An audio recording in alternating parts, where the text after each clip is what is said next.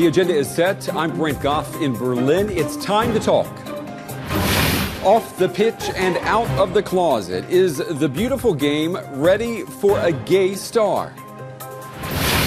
Bangkok shut down. Protests over politics. Is Thailand tearing itself apart? And chew on this. Mother Nature has a beef with our love for meat. Well, welcome to the show, everyone. I've invited three people today to talk, argue, and pry apart these headlines. For the first time, there is a global meat atlas in English, and one of the editors is Germany's Heinrich Böll Foundation, where Barbara Unmussig is co-president. She's here on the show with us today. Barbara, you're here to explain why we're eating too much meat. Good to have you on the show with us today. A peaceful solution to the mass protests in Bangkok will most likely not be made in Thailand. That's according to Wolfram Schäfer. He is a political scientist who has worked in Thailand. Wolfram, you've written on social movements in Thailand, and you say that the Thai people simply don't trust each other anymore. Glad to have you on the show with us today.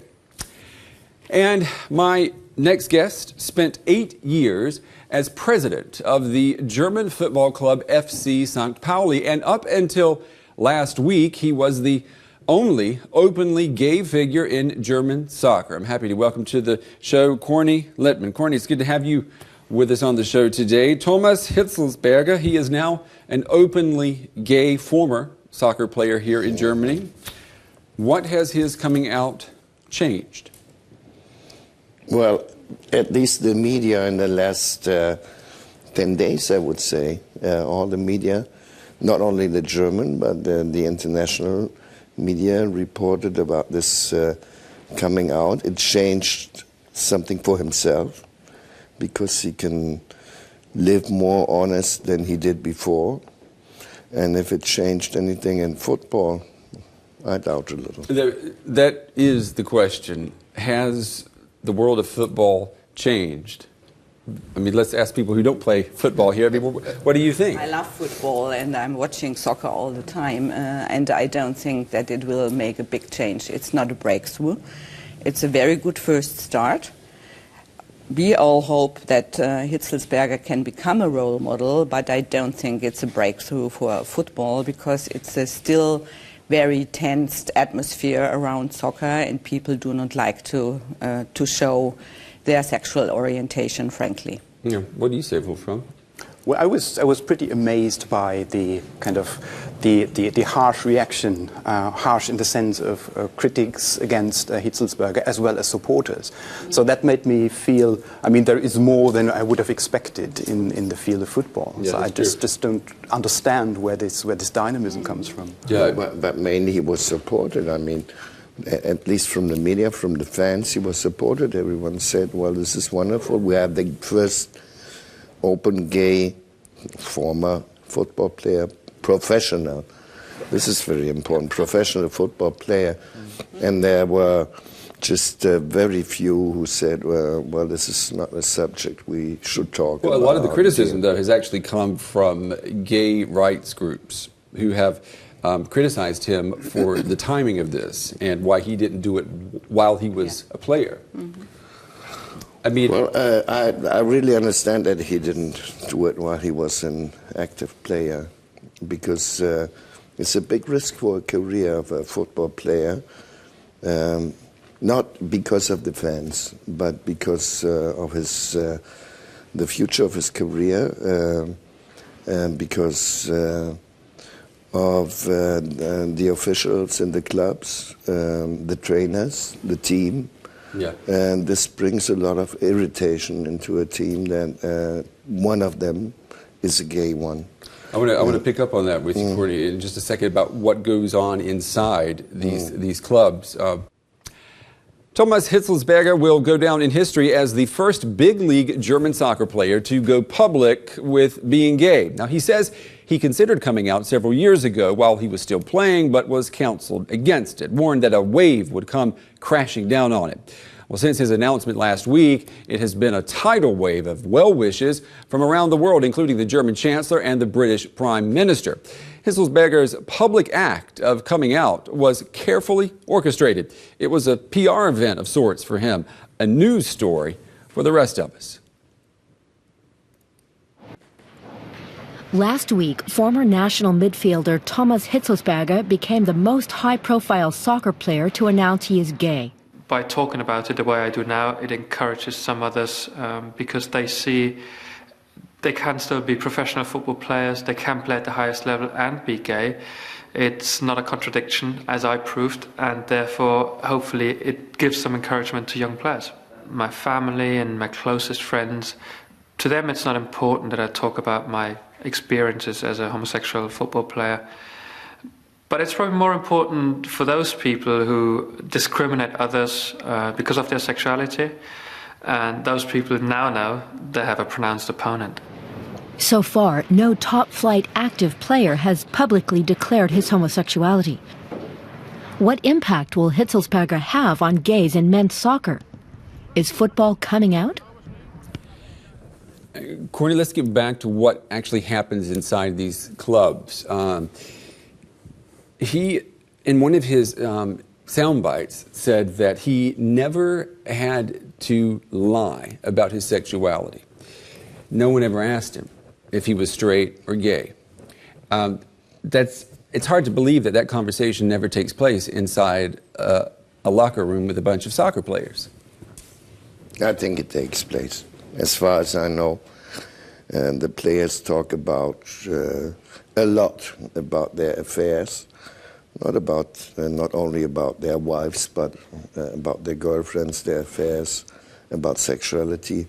And of course, no one expects that one of the players could be gay. So, of course, they don't. No, they don't expect. No.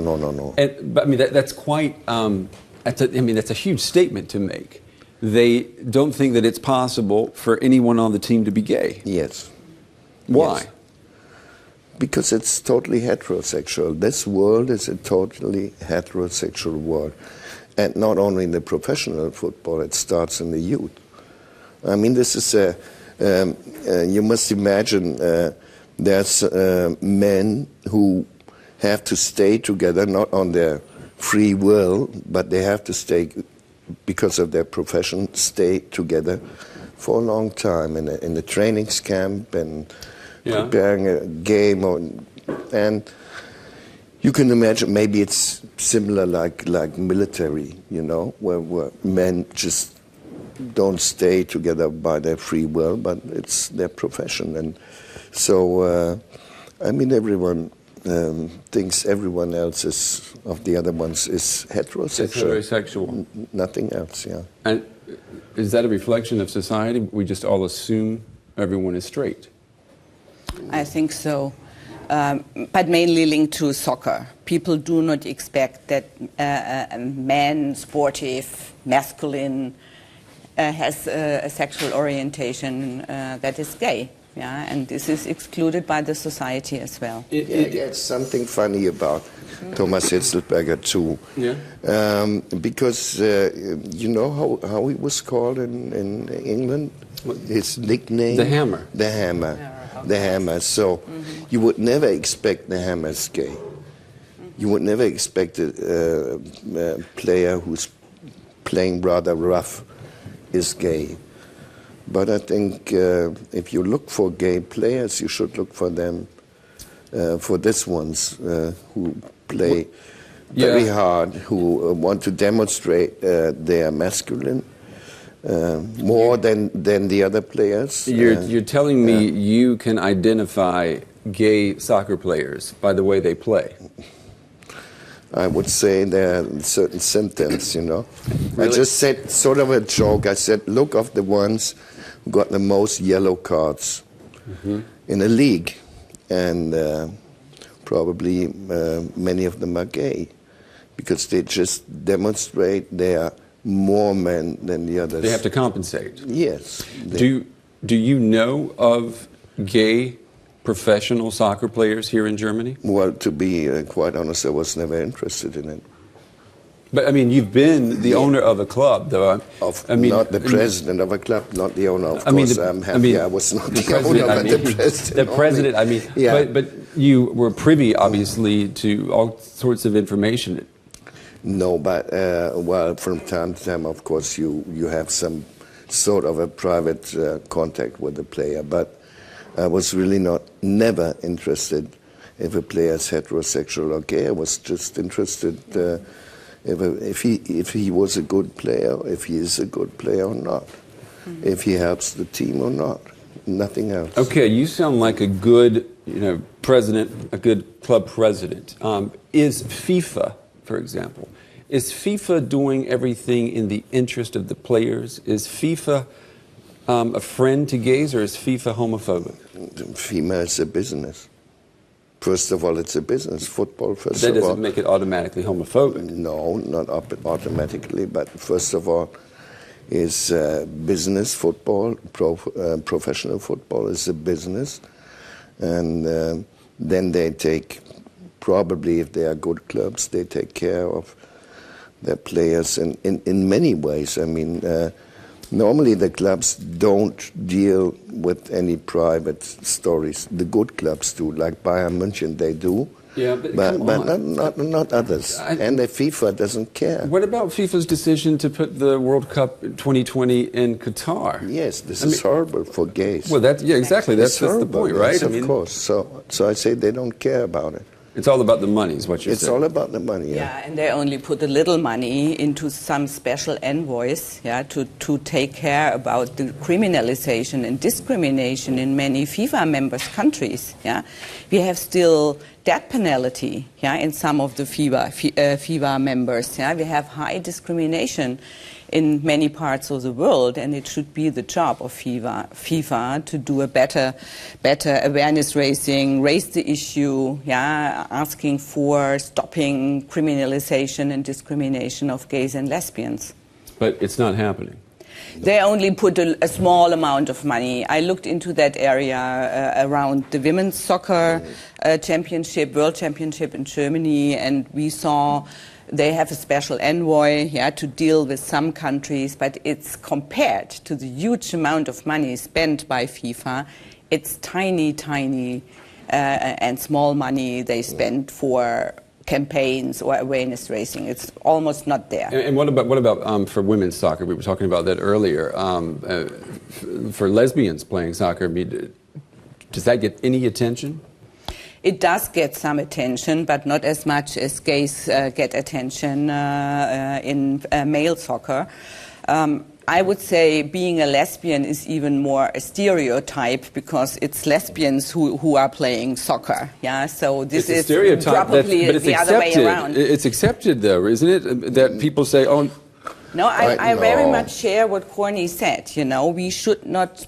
The ambitious objective is not to talk about sexual orientation. We only have to do it until it's discrimination around and criminalization around. Without discrimination, without criminalization, we would not have that public debate. Yeah, but we have to talk about it because it's still there, that kind of discrimination. But if you're raising this argument, you're in the same camp like the Frankfurter Allgemeine Zeitung, who has just come with this editorial saying, I mean, this is his private issue. Why talk about it all? I mean, Wovereit has done that 12 years ago, and that should be the end of the story. No, I still said until we have if we still have discrimination and criminalization, we have to talk about it publicly. Of course. We need role models, front runners, to speak up on the issue. Yeah, what does it mean to be a profi soccer player? And not being able to speak up on their own sexual orientation. But I said utopia is don't speak about it. What should Hitzlsperger do now? We're just a couple of weeks away from Sochi. Can he have an effect on what's going to happen there? Well, it was speculation if this coming out of Hitzlsperger has any connection to Sochi. He said he wants to encourage professionals in not only in football, and probably Now, of course, this will have an effect. It can have an effect on Sochi. It's more astonishing for me that the German politicians who commented coming out of Hitzlsperger don't say anything about Sochi, don't say anything about the situation for gays in Russia, about the repressive laws against gays in Russia. And Sochi, of course, is something we should watch very carefully. Before we move on, a lot of people are going to ask, if football remains homophobic, how were you able to succeed as the president of a soccer club being openly gay? You know, first of all, I didn't have any chance in being open gay because I was well known as an open gay. And when I was chosen president, what should I do? Just say I have a girlfriend from yesterday on. I changed to my sexual orientation. This would be more than funny. I'm a comedian, but this is in a way too much comedy. Would have been too much comedy. So it was. I was just the way I am. I didn't really touch this issue, but of course the press, the medias went on it. They found pictures which I didn't even know myself, of me wearing drag, and I just told them I have some nicer pictures if you want. Final question before we move on. Do you think is it possible now, because of what has just happened with Hitzlsperger, can we predict when the first active player will come out of the closet? No. Is it around the corner? I don't think so. I don't think so, because as I said in the beginning, it's a big risk for career of a football player, and being open gay in a team. I think probably there's some other players who finished their career already, who will come out of the closet now. All right, and that'll be another show as well. All right, for 3 months, protesters have hit the pavement in Bangkok, demanding fundamental political reform and an end to the Shinawatra dynasty in government. Well, nothing has happened.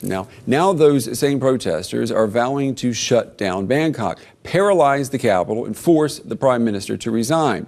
That's one scenario. A coup remains unlikely, but it's not impossible.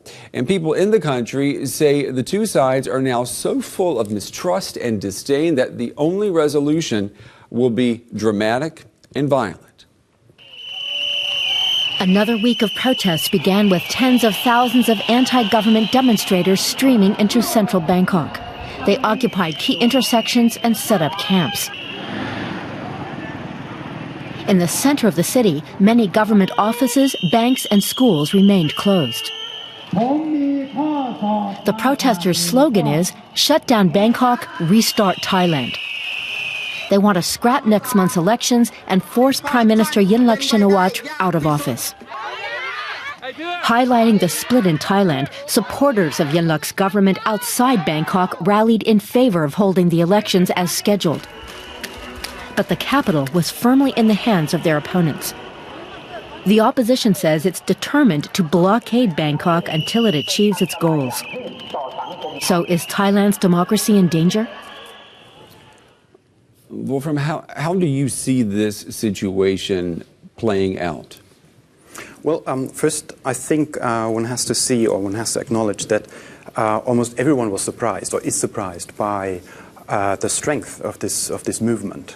As much as people were surprised in 2010 when the different camp, the red shirts, mobilized in such huge numbers that we were moving close to a civil war. So if you ask, so who are these two camps that are protesting, then it's a very difficult question to answer. We are not talking about a class war. So we are not talking about people who are impoverished. What are we talking about now? Because we have, what appears from the outside, it appears we have two distinct centers of power that want to topple each other. Well, one analysis says that we have kind of a clash of elites, and these elites have been able to mobilize kind of a very broad basis. One basis in the northeast and in the north, and this is the red shirts, and the yellow shirts, which we are seeing now in Bangkok, they are coming from Bangkok and the south. But it's not a regional conflict in the way that you would say it's kind of an ethnic conflict, right? That people with a different ethnic or regional identity are clashing. It's much more about the question of legitimacy. And there is also a question of, let's say, citizenship and being taken seriously as a voter, for example. Would the situation be easily resolved if the Prime Minister would just resign? I mean, why should she? And what sign would that be? She cannot resign first because she is, I mean, it's not just her who has come into office with this landslide. Yeah, but she carries the name. That's right. Right, and there's symbolism there, but there's also a credibility problem, That's right? right. I mean, a lot of people say that she is a puppet, and they're not going to believe anything she says. Yeah, that's right. Right, so she can't win even if she is honest.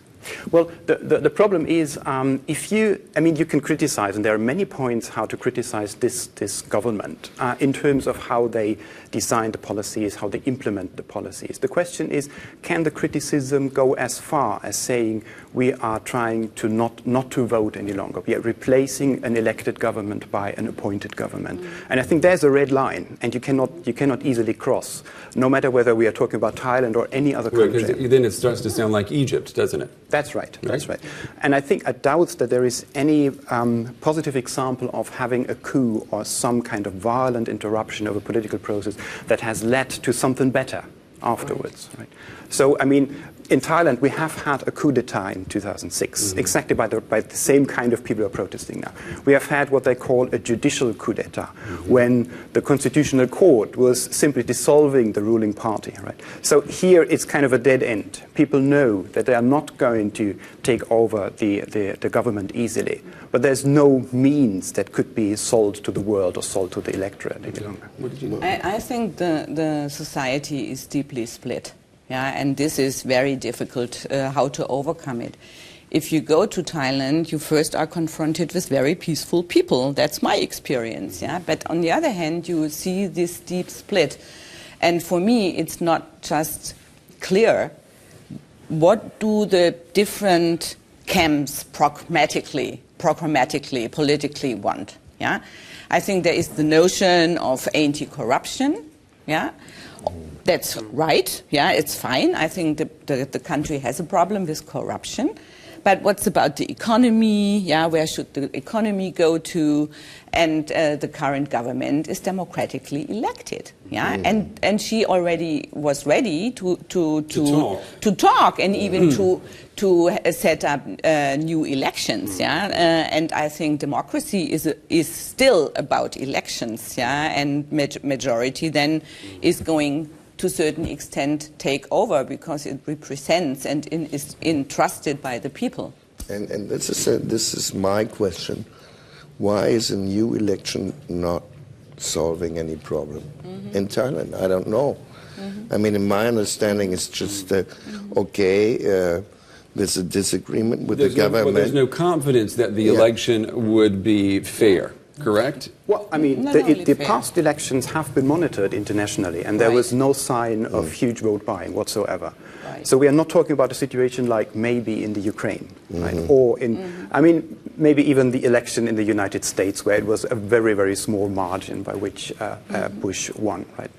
I mean, we are not talking about a scenario like this. We are talking about landslide victories that are bringing this very party, the Pheu Thai party, the red shirt camp, into power.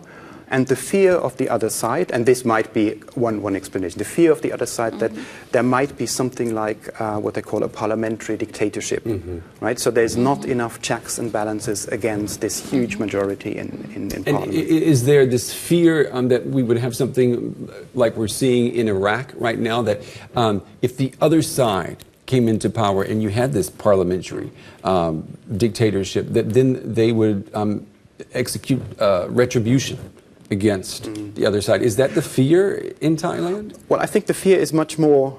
I mean, this fear of a parliamentary dictatorship. It's not the first time this is uttered in history, right? This goes back to to France, basically, like on Montesquieu, saying we need checks and balances to contain. Basically, the common people, right? If too much of the votes of the common people is articulated in the parliament, this is dangerous because it leads to policies that might not be in the interest of the elites. And this is what's happening in Thailand. It's not very kind of redistributive policies, but what Thaksin did, and what's the basis of his popularity is that he, for example, introduced a healthcare system, a healthcare scheme, right. And that makes him. Like it was 12 years ago, and that makes him popular, and he will stay popular. Now, Yingluck Shinawat, she wanted to introduce high-speed trains. I mean, if you ever went on a train in Thailand, there's a desperate need for better transportation. Right. We've had her on this network talking about that. Let me ask another question. There's a king in Thailand. Does he play any role in this game? Yeah, it does. Is there any role there? Well, the king, you know about the situation, cannot be talked about publicly. There is a lèse-majesté law, which threatens everyone who is judging or criticizing about the king with 15 to 20 years in jail. So this means that we don't have kind of an open, let's say, research, investigation, open kind of information on the role of the monarchy. It's very contested. But some people expect the king acting as a mediator or something like that. Yeah, because you said there are no power brokers there that people trust. The elites on the street and the upper middle classes of Bangkok, they are very close to the king. So he's part of the camp. And he cannot act as a mediator. And the other issue is he is quite old. He is not anymore able, really, I think, to bring people together, so to build bridges between the different camps. And you already mentioned the other issue of lèse-majesté. So there's no solution then that's going to come from inside the country. You believe it's going to have to come from outside. Well, I mean, the only thing I see is that the most important reason against the coup d'etat is that internationally you cannot sell that. Right? And I think the restraint of the protesters that we are seeing now, that they are not kind of actively marching towards violence, is because they know it would not be accepted or it would be difficult to sell internationally. Let's say let's say that's a no-go, but we have a stalemate. They're not going to leave the barricades they've built. That's right. All right, so what force from outside is going to come in and try to mediate? Is it going to be the UN? Is it going to be the US? Is it going to be Europe? I mean, who's going to come in? I don't see that. And actually, we can also analyze this situation as the very result of an outside, let's say, counseling. Right? Because, I mean, these kind of veto powers we see, that there we have kind of this judicial coup executed by the Constitutional Court, so the Constitutional Court dissolves the ruling party. We had that. But where does this Constitutional Court has its power from? It has its power from well-intended counseling by international agencies who go to these emerging democracies and tell them what kind of constitutional design, would be most stable. And for the past 30 years, we see the introduction of very active constitutional courts all over the world.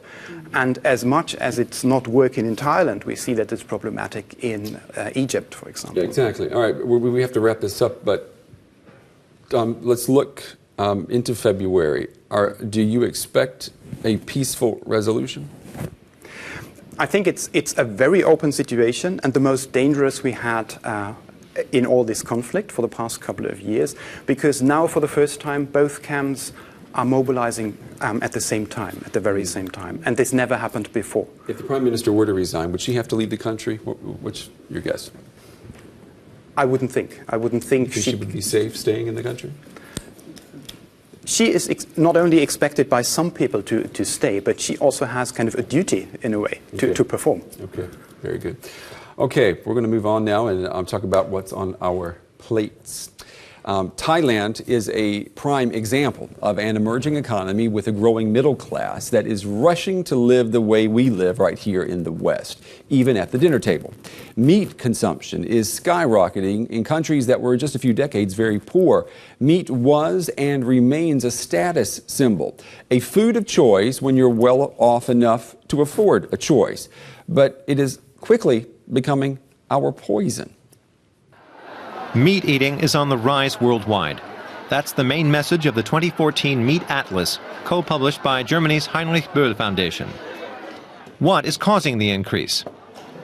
A growing middle class in large Asian countries like China is driving up demand for meat and dairy products. The report shows that people in industrialized countries currently consume around 80 kilograms of meat a year on average. Numbers for developing economies are still far lower, but they're rising. Many Germans love meat, but in fact, consumption here is below the average for developed countries. Meat production is a $1 trillion globalized business. Many say it's ecologically unsustainable and contributes to global warming. Is our appetite for meat putting too much strain on our planet? Yeah, meat is going to kill us all. I mean, isn't that the headline? First of all, meat is feeding us, and we do not campaign for becoming vegetarian or even vegan. What we would like to do is to raise awareness. What does it mean if we eat too much and too cheap? And we currently experience that the per capita consumption of meat in industrialized countries is too high. And we see that emerging economies are following, I would say, the bad example of the North, and they are repeating our model of eating meat and too much. You know, it's not just saying don't eat meat, but we say don't eat too much of it and don't do it cheaply, because this causes a lot of social and environmental problems and has a lot of impacts globally. I mean, I'm a big fan of full disclosure here. I mean, I eat meat. I eat meat. Do we all eat meat here at the table? Okay, so Yes. we're not trying to, I mean, the Meat Atlas is not trying to sell people, you know, make them become vegetarians. No. What we like to do is deliver information so far that the consumer is able to know about the impact of what he is eating. And I think it's a private issue what you want to eat, but it's as well, what do we eat, how is the meat produced, and the impacts of the production on climate change, on poverty, has to be of interest for us, because our private behavior has global impacts on the climate, on poverty, on biodiversity. How do we spoil the ground and fresh waters if we use if we raise cattle in mass cattle farms, which we have to do. I mean, let's say if everyone in China wants to eat beef and pork the way we do here in Europe, that's going to require a huge amount of animals, and those animals have to be fed. The animals have to be fed, and this is why we already import, as Europe, a lot of feed from foreign countries, mainly from Argentina and Brazil. We import soya beans because the land we use in Germany for feed our animals is not enough, to feed those animals in mass production, And we even export as Germans, pigs, chickens to Africa, to other countries. And the issue that we need cultivated land in foreign countries has a huge impact. Intensification of cultivated land means chemical pesticides. We feed the animals to produce it in an industrialized way. They need hormones, they need medicine, etc. But none of that's going to change as long as the demand continues to grow, right? Right. I mean, because the only way to meet the demand is with industrial-sized production. Right. So what's going to be the solution? I mean, I know here... I think we really should have the per capita consumption in the north. This already will have an impact. We have to go back to domestic production. If, in Germany, a farmer only has to use his own land to feed the animal, that would already help. Yeah, so we do have not to import as much soya and other feeds for our livestock here. But, yeah, so this would already help. That's a huge change, though, in agricultural policy. And we are talking about the middle classes, wealthy people, even in the south. Yeah, we have a growing middle class, and what we would like to do with the information of the Meat Atlas, to get already now people informed that if we do increase per capita meat consumption, then it has a huge impact on the meat production. And even in China and in India, meat production is going to be produced in an industrialized way with all that kinds of chemicals, hormones, right. and all antibiotica and antibiotics and all that stuff. Initially you said it's our kind of private issue if we eat meat or not. It's what we like or not. Isn't that a bit in a contradiction to what you're talking about now in terms of structures? I mean, do we appeal to people to eat less meat, or how do we deal with these kind of global or transnational structures? What I try to avoid is we don't want to dictate, don't eat meat. Yeah, so what you would like to eat is, first of all, a private thing. Yeah, but, and this is what we definitely say with the figures and facts in the Meat Atlas, please be informed, because what you eat and how the food is produced has a huge impact on the global level. As I already said, on climate, agriculture is 1/3 responsible for our CO2 emissions, etc., etc. Yeah, and so, how's that going to happen? I doubt you can people convince this way. I think the only way to do it is just make the meat more expensive. So people really look at and say, well, this kilo is double as much as a year ago, maybe, and say, well. And you explain why it's so much, and you said, well, I think that is then isn't that going to create more haves and have-nots, exactly. and we need protein. Yeah. I mean, that's it's good for us. Definitely, make meat more expensive would help to reduce meat consumption, but it definitely will exclude again the have-nots, and this is not we are asking for. Yeah, we have to overcome worldwide poverty. We have close to 1 billion people who have not enough and adequate food. Yeah, they are suffer from poverty, from hunger, and what we have to do is build our agricultural and food systems in a way and in a manner that everybody has access to adequate food. And if the middle classes, the global middle classes, are taking away so much cultivated land, then it's not enough space anymore for those who still need to fulfill their right to food. So let's bring this down then to the dinner table. I mean, you've got the cover here of the Meat Atlas with, the globe. What is that, steak? Yeah. I wasn't present when they put the meat on the plate. It's definitely eye-catching. If what can we do, today at lunch, tonight at dinner?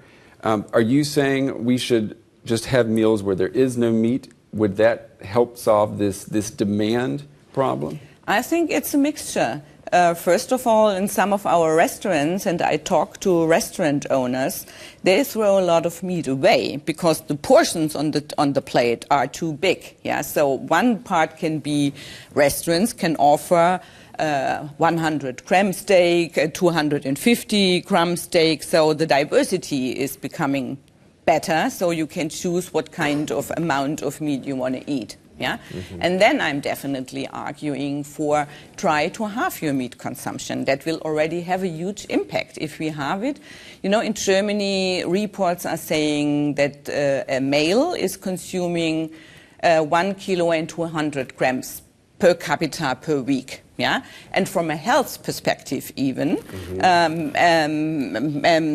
we are told that 600 grams per week is already enough, for your protein, for whatever you need. Yeah, so halve it, enjoy it, Yeah, just use this meat you want to eat once a week, twice a week, in an enjoyable way, and don't make it every day's normality. I mean, with all due respect, what you're saying, it makes sense. It sounds good, Barbara, but I mean, how are you going to convince, a billion Chinese to behave the way we say we should be behaving? The Heinrich Böll Foundation has an office in Beijing, and why we decided to have an English version of the Meat Atlas and not just a German version is that we want to contribute, but only contribute to what we say. Give people information so that they are more informed for taking decisions. First of all, we definitely would like and use our possibilities and avenues to convince political decision makers, because it's not just the consumer who have to decide and to have probably the meat consumption per day or per week. It's as well the decision makers who can make choices if they want to have a more domestic production, or if they want to have a global industrialized meat production. What about a veggie day? The Green Party here in Germany has pushed for that. I mean, shouldn't we be pushing more vegetarianism? No, I mean, isn't that an easier answer? I don't want to push, and I don't want to demand, and I don't want to make it a law, but to have a variety of choices. If you are going to a canteen, for example, and there are a lot of people who are vegetarian, they should have the chance and the choice to choose a vegetarian dish, and this is what we are asking for. And it's not like, huge metropoles, Sao Paulo, or even Bavarian small cities in Germany, they already introduced the Veggie Day, so many people are asking for a broader diversity in what they get in canteens, for example. And this is the only way we want to go forward. Well, I think it's almost lunchtime, so we're going to have to wrap up the show. Okay. All three of you, thanks for coming on the show today. That is going to wrap up this edition of Agenda. Keep the conversation going on Twitter and Facebook. Tell me what you think about the show. You can find me on Facebook, and you can tweet me at Brent Goff TV, or you can use hashtag DW Agenda. And if you want to watch the show again, go to dw.de, or you can watch us on YouTube. I'm Brent Goff in Berlin. Join me next time when I set the agenda.